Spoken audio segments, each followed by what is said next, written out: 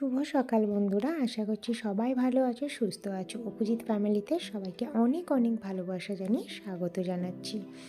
সকালবেলাটা উঠে প্রথমে বেডটি দিয়ে শুরু করলাম, কারণ তোমাদের দাদাভাই তো বেডটি ছাড়া ওঠে না। তো দেখো এখনও শুয়ে আছে, জানলা খুলে দিয়েছি, রোদ্দুর ঘরে ঢুকে গেছে, যেটা আমার সবচেয়ে পছন্দের জিনিস। ঘরে আলো বাতাস ঢোকাটা সবচেয়ে জরুরি, সকালবেলা উঠেই সেটা করি।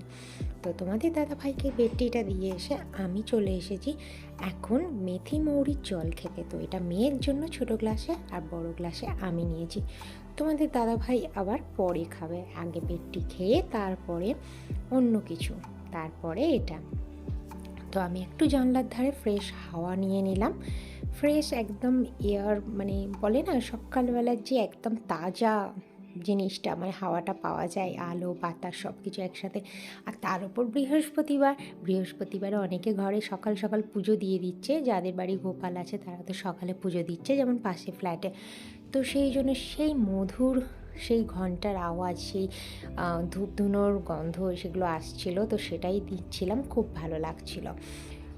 তো তারপরে আমি চলে এসেছি বিছানা ফিছানা সব গুছিয়ে নিলাম, যেটা routine wise time to time সব কিছুই আমি এইভাবে মেনটেন করে নিই, কোনটার পরে কোনটা স্টেপ বাই স্টেপ কাজ করব সেটা ভেবে নেবে। তো তারপরে চলে এসেছি এখন ব্রেকফাস্টে। তো ব্রেকফাস্টে হচ্ছে কি লুচি, আর আগের দিনে জানো তোমরা কিমা ঘুগনি করেছিলাম, তো সেটাই ছিল, সেটাই গরম করে নিয়ে খাওয়া হচ্ছে। আর একসাথে স্বামী স্ত্রী সব বসেছি। আর আমার দেখো ছোট্ট পুটকুটা অ্যাপ্রন পড়েছে, তাও দুটো একসাথে। তো বাকি দুটো অ্যাপ্রন এখানে রেখে দিয়েছি, সরি একটা। তো তার সাথে হচ্ছে কি হ্যান্ড ন্যাপকিনও দিয়েছে, এটা অনলাইনে কিনেছি, তোমাদের একসাথে সব কিছু এসে গেলে দেখাবো। তো দুজনে হাজব্যান্ড ওয়াইফ বসে বসে গল্প করছি, মেয়েও মানে তোমার ব্রেকফাস্ট করছে, আর সাথে অ্যাপ্রনগুলো নিয়ে কথা বলছিলাম যে বাড়ির আগের অ্যাপ্রনগুলো মোটা ছিল, এটা পাতলা, এইসব বলা হচ্ছে। তো আজকে তোমাদের কিছু কথা বলার সাথে সাথে আমি আমার শীতকালে সকাল থেকে রাত্রের পুরো রুটিনটাই তোমাদের সাথে আজকে শেয়ার করে নিচ্ছি। 12টা বাজে, আমি সবে রান্না বসিয়েছি, এখনও কিন্তু আমার কিচ্ছু কোনো কাজ হয়নি। দেখো পুরো ডট 12টা বাজে, আমার কিচ্ছু হয়নি। এই রান্নাটা বাকি আছে এখনও কাজ, মেয়েকে স্নান করানো বাকি আছে, আর এখনও অনেক কাজই বাকি আছে। আমি তো আর করেছি, অনেক কাজই বাকি আছে, সেগুলো টুকটুক করে করতে থাকি। বেলা ছোট, শীতকালে বেলা একটু ছোট, তাও এখন মনে হচ্ছে একটুখানি ঠিকঠাক আছে, মানে আস্তে আস্তে বাড়ছে বেলাটা। তো সেই জন্য কাজের একটু সুবিধা হচ্ছে। কী বলো তো, শীতকালটায় না একটু প্রবলেম হয়, সকাল সকাল না উঠলে কাজগুলো করা যায় না। তো চলো আমি কাজগুলো করতে থাকি, আর করতে থাকি বলতে ভাতটা বসিয়ে দিই এখন। আর রান্না বলতে ডালটা আছে, আর পকোড়া আছে, কালকের ডাল পকোড়া আছে, শুধু আজকে সয়াবিনটা একটু করে নেবো, ব্যাস। এটা আজকে এটা মানে লাঞ্চটা কমপ্লিট হয়ে যাবে, আর বেশি কিছু আমি করব না। আর তোমরা ভাবছো যে কালকের সব জিনিসগুলোই আজকের কাজে কি করব, খেতে তো হবে। মধ্যবিত্ত পরিবারের সব জিনিসটা আজকের কালকেরটা আজকের খাওয়া যেতেই পারে, কারণ ও তো আমার হাইফাই ভিআইপি জিনিস নেই যে আমি ফেলে দেবো সব জিনিসটা, কারণ আমার বাড়িতে একজনেরই রোজগার, তো একজনই রোজগার করে। আর অত দেখাবা আমার নেই যে ইউটিউবে পাবলিকালি করছি বলে সব ফেলে দিয়ে দেখাবো, সেই জিনিসটা আমার মধ্যে নেই, আর আমি কোনোদিন পারবো না। বাবার বাড়িতে যখন থাকতাম, সেটা বাবার রাজকন্যা হয়ে থাকতাম, তখন হচ্ছে কি আলাদা জিনিস, সকালের জিনিস রাত্রে খাবো না, রাত্রের জিনিস পরের দিন খাবো না, এগুলো হতেই পারতো। বাট এখন শরীর খারাপ, বলবো না যে খুব শরীর খারাপ হয়ে যায়, হয়তো মাঝে মাঝে গ্যাস হয়ে যায় পরের দিনের জিনিসটা খেলে, বা একটু শরীরটা একটু খারাপ খারাপ লাগে, কিন্তু সেটা তোমাদের দাদাভাই অনেক বকাবকি করে যে এটা খাচ্ছ খেয়ে যে শরীরটা খারাপ করে যাচ্ছে, সেটার জন্য ওষুধ কিনতে হচ্ছে, সেই তো একই ব্যাপার, নিজের শরীরটাকে কষ্ট দেওয়া হচ্ছে। বাট কী বলতো, ফেলতে কষ্ট লাগে। মধ্যবিত্ত পরিবারে যখন দেখবে এইরকম একজনের রোজগারের জিনিস, সেগুলো না ফেলতেও কষ্ট লাগে, ফেলতে মানে সত্যি খারাপ লাগে। তো সেটাকে গরম করে খাওয়াই যায়। আর ডালও অনেকটাই আছে, তোমরা দেখলে বুঝতে পারবে সেই ডালটা ফেলার মতো না। আর সবই তো কালকেই রান্না করেছি, কাল আজকে না খাওয়া, শীতকালের টাইম। আর আমার ফ্রিজ মানে আমার ফ্রিজ না অল টাইম চলে, অল টাইম, মানে আমার সবসময় মাছ থাকে, সবজি থাকে, তো সেই জন্য আমার ফ্রিজ সবসময়ই চলে, তো ফ্রিজটা বন্ধ আমার থাকেই না। তো তাহলে তাহলে রাখাই যায়। আর সব সময় যে এমন নয় যে সব সময় হচ্ছে কি খাবার হচ্ছে কি আজকেরটা কালকের খাবো বা কালকেরটা পরের দিন খাবো, এরকম নয়। আগে কালে হয়ে যেতে পারে, যখন খাবার বাঁচে সেটাকে রেখে দিয়ে আমরা পরের দিনকে গরম করে খেয়ে নিই। এটা সবাই করে থাকে, সব মধ্যবিত্ত পরিবারেই হয় আমি জানি। তো দিখাওয়া করার কিছু নেই বা বড়লোকি ঝাল করারও কিছু নেই। তো যাই হোক, চলো এগুলো করতে থাকি। তোমরা তো দেখলে কালকে ঘুগনিটাও বানিয়েছিলাম সকালবেলা অনেকটাই। তা ওটা কি কেউ ফেলতো? তোমরা নিজেরাই বলো তো, ওটা কি কেউ ফেলে দিত? ফেলতো না, সবাই খেয়ে নিত। তো অতটা ঘুগনি আর কি হবে। তো চলো আমি রান্না বান্নার দিকে যাই, রান্না টান্না করি, তারপরে আবার ফিরে আসছি। তো এবার এখন ভাত বসাবো, তাই চালটা ধুয়ে নিচ্ছি। আর তোমাদের দাদাভাই বাজারে গেছে, কি আনবে জানি না, মাছ যদি পায় তো ঠিক আছে, কারণ এখন প্রায় 12টা বেজে গেছে, আর এত বেলায় মাছ পাবে বলে মনে হয় না। যদি জানাশোনা মানুষ থাকে তাহলেই পেতে পারে, কারণ রেখে দিতে বলেছিল কালকে। তো এখন সয়াবিনটা ধুয়ে নিচ্ছি, এটাই বানাবো। আর তোমাদেরকে তো বললাম বাসি জিনিস রাত্রের জিনিস সকালে খাওয়াটা ওরম কিছু না। আমি ঘুগনিটা তো দেখলে আগের দিনই করেই রেখেছিলাম, সেটা সকালে বেশি হয়েছে, আমি ওটাই খেয়ে নিলাম। তো এটা হচ্ছে মধ্যবিত্ত পরিবারের একটা হচ্ছে কি গুণ, যেটা কোনো জানি না যারা হাইফাই তারা কি করে না করে। অনেকে ভাবে ইস খেতে পায় না ভিখারি, এরা অনেকের অনেক রকম কথাবার্তা আছে, ভিখারি বলেও অনেকে সম্বোধন করে, আমি শুনেছি, দেখেওছি। তো এটা কোনো ব্যাপার না, মানুষকে ছোট করার কিছু নেই, যে যেরকম সেরকমভাবে। এটা একটা মধ্যবিত্ত পরিবারের লক্ষণ, আর এটা সবচেয়ে বড় একটা স্ত্রীর লক্ষণ, যে সে এত সুন্দরভাবে নিজেকে মেনটেন করে, সে তার সংসারের সব জিনিস বাঁচাবার জন্য সে এই কাজটা করে। আর এটা কোনো মনে হয় না যে নিচু স্তরের কাজ, অনেকেই করে, তারা হয়তো বলে না, এটাই যা পারা।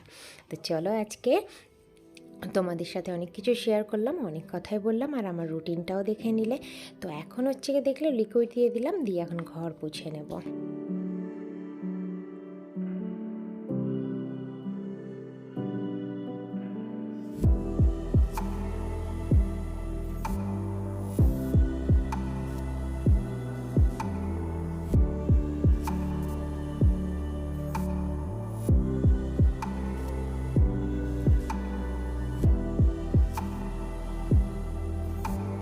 তো দেখো একদম জ্যান্ত রুই মাছ নিয়ে এসেছে। তো তোমাদের দাদাভাই এখনই যখনই মাছ আনে জ্যান্ত তখনই বলে করে দিতেই হচ্ছে মুশকিল। আমি হচ্ছে কি সয়াবিন ভিজিয়ে রাখলাম, ফোটালাম, সয়াবিনটাকে একটু গরম করেছিলাম, যেটাকে বলে গরম জলে একটু ভিজানো। তো তারপরেই দেখছি মাছ এত নিয়ে এসেছে। তো এখন আমাকে করতে হবে, ভাবলাম যে একটু কষা কষা করে নেবো, পেঁয়াজ কলি আলু দিয়ে একটু কষা মাছের ঝোল, জ্যান্ত টাটকা বেশ ভালো লাগবে খেতে। তো সেটাই করে নেবো, তাই ধুয়ে সব ঠিকঠাক করে রেখে দিচ্ছি, আর মাছের তেলটা আলাদা বাটিতে রেখে দিচ্ছি। আর এখন করব মাছ। আর আগের দিন তো তোমাদের বললামই ডালটা আছে আর পকোড়াটা আছে, একটু গরম করে নেব। ওই যে বললাম মধ্যবিত্ত পরিবারে এগুলোই চলে, আর এগুলো না করলে সংসারটার হালটা ধরবে কী করে, তাই না? সব মেয়েদেরই একটা গুণ এটা। তো দেখো এখানে মাছ ভাজা হচ্ছে, আর ওখানে এটা পেঁয়াজকলি আলু কেটে রেখে দিয়েছি। আর এখানে এসেছিলো একটু বাজার এনেছিল তোমাদের দাদাভাই, টমেটো এনেছে, একটা পালং শাক নিয়ে এসছে, আর একটু বেগুন, কারণ বেগুনের ভর্তা খেতে ভীষণ ইচ্ছা করছে। তো আমি একটু নতুন টাইপের বেগুনের ভর্তা জানি বেগুনে, সেটা তোমাদের সাথে আমি অবশ্যই শেয়ার করে নেবো যেদিন বানাবো। তো আর হ্যাঁ, আমার খুব খেতে ইচ্ছা করছিলো, বললাম কিছু মনে করো না। তো খুব খেতে ইচ্ছা করছিলো পেঁয়াজকলি আলু ভাজা, তাই তোমাদের দাদাভাইকে বলেছিলাম আসার সময় যদি একটু পেঁয়াজকলি পাও নিয়ে আসবে। আর আমি কিছু বলবো, তোমাদের দাদাভাই সেটা করবে না, হতেই পারে না। আমি যা খেতে ভালোবাসি ও সব সময় আমার সেই ইচ্ছাটা পূরণ করে দেয়। এটাই তো একটা স্বামীর লক্ষণ, তাই না? স্বামীরও সব জিনিসটা স্ত্রীকে দেখতে হবে, আর স্ত্রীর সব জিনিস স্বামীকে দেখতে হবে। তো দেখো এখন চলে এসেছি আমি পুজো দিতে। তো আজকে বৃহস্পতিবার, তোমাদের দাদাভাই আবার মিষ্টি আনতে ভুলে গেছে, তাই ভাবলাম বাড়িতে ফল আছে, ফল কেটেই দিয়ে দিই আজকের পুজোটা। তো ঠাকুরকে যেভাবেই হোক সন্তুষ্ট করা নিয়ে দরকার, যাতে ওপরওয়ালার আশীর্বাদ পাওয়া যায়। সে ঠাকুর না একটা বাতাসাতেও সন্তুষ্ট হন, আর সে একটা মতিচুর লাড্ডু দিলেও সন্তুষ্ট হন। দেখতে হবে মানুষটার মনটা কীরকম। মন যদি একদম তোমার পাপে ভরা থাকে তাহলে ভগবানের আশীর্বাদ পাওয়া যায় না। কিন্তু মন যদি একটা বাতাসা দিয়েও তুমি খোলামেলা রাখো, তাহলে দেখবে ভগবানের আশীর্বাদ সব সময় মাথায় থাকবে। মনে হিংসা পাপ নিয়ে কোনোদিনও ভগবানের যতই মতিচুর লাড্ডু খাওয়া, তাতে কিন্তু কিছুই হয় না। তো চলো আজকের আমার ঠাকুরের পুজো, বৃহস্পতিবার পুজো তোমাদের সাথে শেয়ার করে নিই। তোমরা দেখতে থাকো, সাথে থাকো। আর অবশ্যই ভালো লেগে থাকলে চ্যানেলটাতে একটা লাইক কমেন্ট শেয়ার করে দিও, সাবস্ক্রাইব করতে একদম ভুলো না। এভাবেই পাশে থাকবে, সাথে থাকবে। চলো এখন আমার পুজোটা তোমাদের সাথে শেয়ার করে নিই।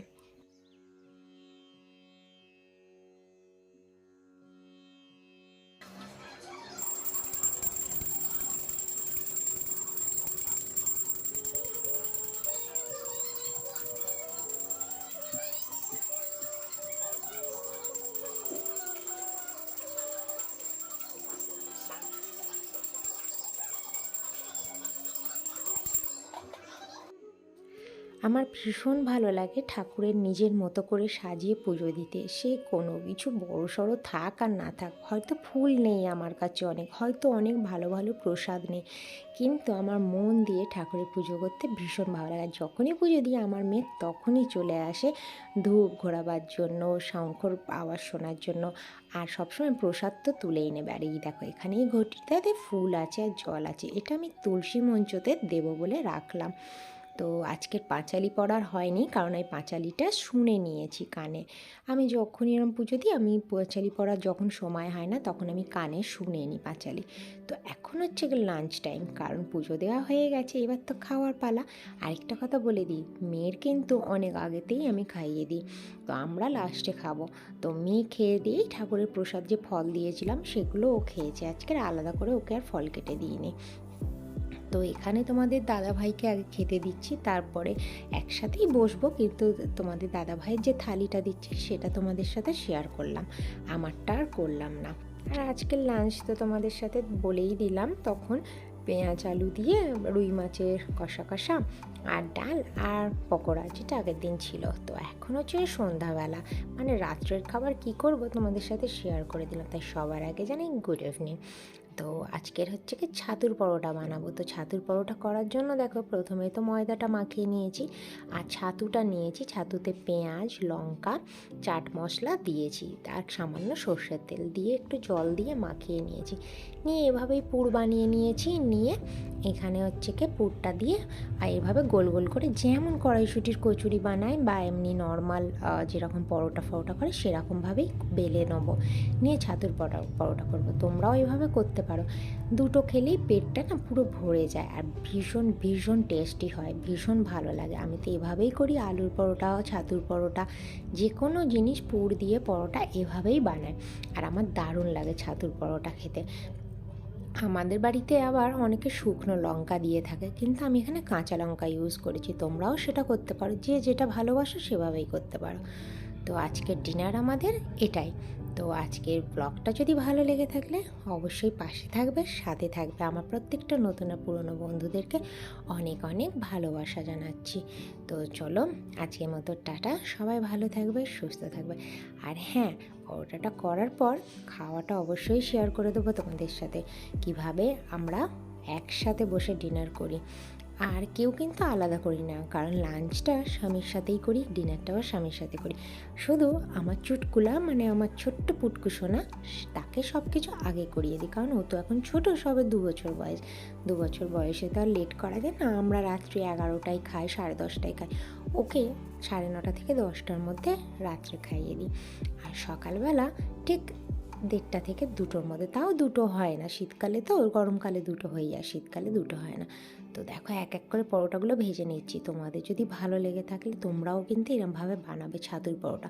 তো এতগুলো করা হয়েছিল ঠিকই, 5টা না 6টা করেছিলাম, বাট আমরা সবাই 2টো করেই খেতে পেরেছি, তার বেশি আর খেতে পারিনি। রাত্রে না ভারী খাবার খাওয়া উচিত না, তো পেট ভরে একদমই খাওয়া ভালো না।